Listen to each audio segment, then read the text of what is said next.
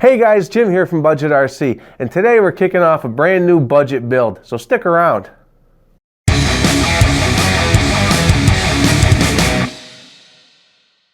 Okay guys, so like I mentioned, today we've got a brand new budget build, and I'm taking a little bit different approach with this build compared to my previous build with the Gen 7. I'm a real big fan of the way Harley Designs does their budget builds. If you've never seen those builds, I've got a link below, and I really encourage you to check it out. Josh is really one of the forerunners of bringing you good quality crawler-based builds and scalar-based builds on YouTube. And if you're into those types of vehicles at all, you absolutely need to check out his page. He uses a weekly budget that he tries to stick to as he progresses through the build. I really like that format because it allows you to do this build over time as your budget allows.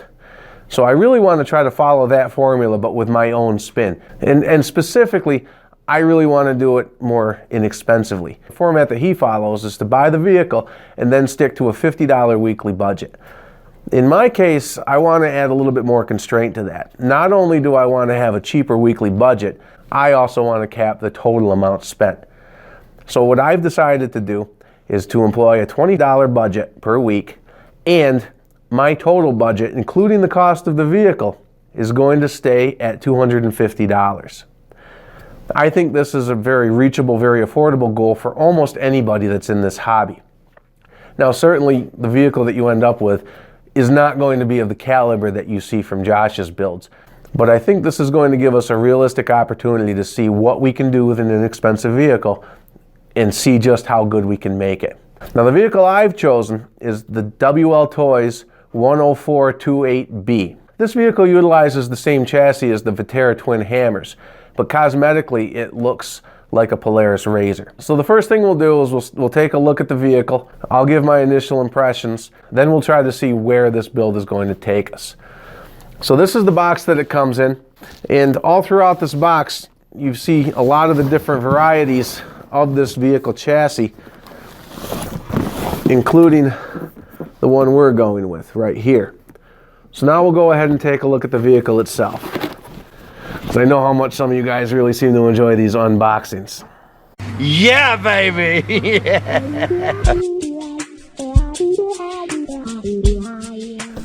This is the vehicle here, the controller and the battery. And one thing you might already see is that my controller is a little bit limp. That's what she said. This thing wasn't really as well packaged as I would have liked. This area here for the antenna is really fragile, and it was broken right out of the box. I've already tried to glue it and it already broke again.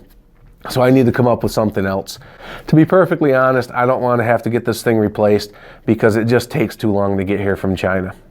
A lot of the lower priced vehicles that are out there are coming directly from China, as are a lot of the parts that are more affordable that go on these vehicles. So if you're going to do a budget build like this, you need to have some patience while you wait for those parts to get here, or you're going to have to pay a little bit more and get them more locally if they're available. So what we have here is the vehicle itself, and it's got a solid rear axle and it's got an independent front suspension. And the solid rear axle is also locked, and the front is open. In terms of detail, you've got your driver inside. You've got a pretty nice looking cage. You've got LED headlights and LED tail lights. Overall, I think it's a pretty cool looking design, which is why I went with it. Now on the controller side, other than my limp antenna, it's a pretty nice controller too, at least for a cheap, ready to run. The build quality obviously isn't the best, but it's a 3-channel controller. It's got the auxiliary switch here, which allows you to shift the 2-speed transmission that's in this. It's got a full set of trim adjustments, and overall it's also a pretty comfortable radio. So my reason for wanting this vehicle is because right now I have the Gen 7 and I also have my Bomber, and that's given my son and I an opportunity to go out and do some trailing together, which is a lot of fun. My daughter's 5 and she's got that ECX amp up here, and when we use our higher speed cars she has a lot of fun. Well, I wanted to be able to include her in our trailing and in our crawling too, and that's why I decided to go with this vehicle. This vehicle out of the box tries to be sort of a versatile one-size-fits-all vehicle that you can use as a basher or that you can use as a crawler.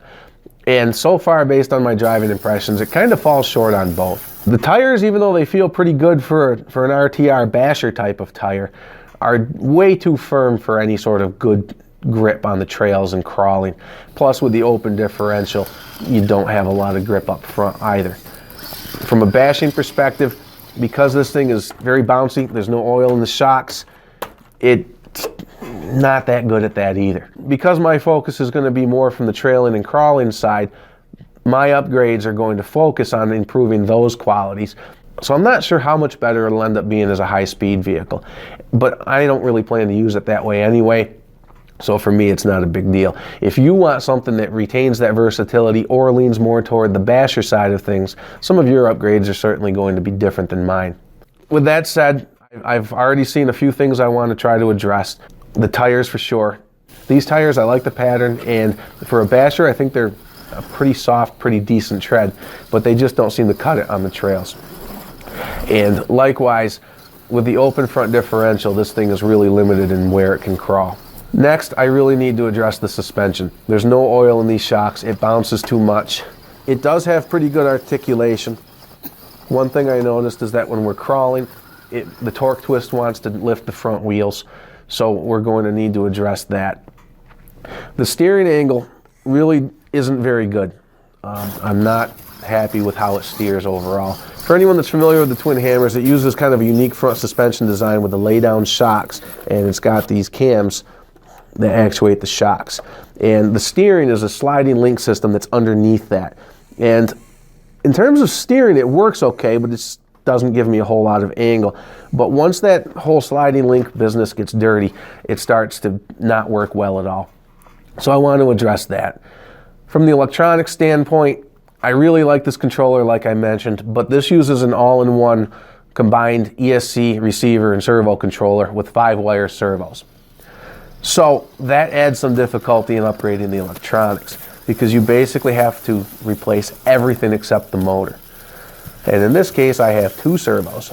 Because this has the shift servo, when I look for a controller, not only do I need a 3rd channel, but I need one that has endpoint adjustments on that 3rd channel. So that's going to create a little bit more difficulty as well. So overall, that's where we're at. I hope you guys stick around. I think this is going to be a fun build, and I think as this progresses, you guys are going to start to see that this little guy really starts to perform pretty well.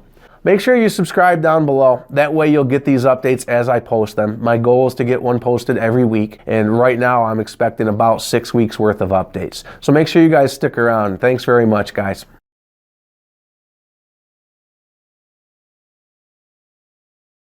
Hey guys, Jim here from Budget RC. What the hell was I going to say?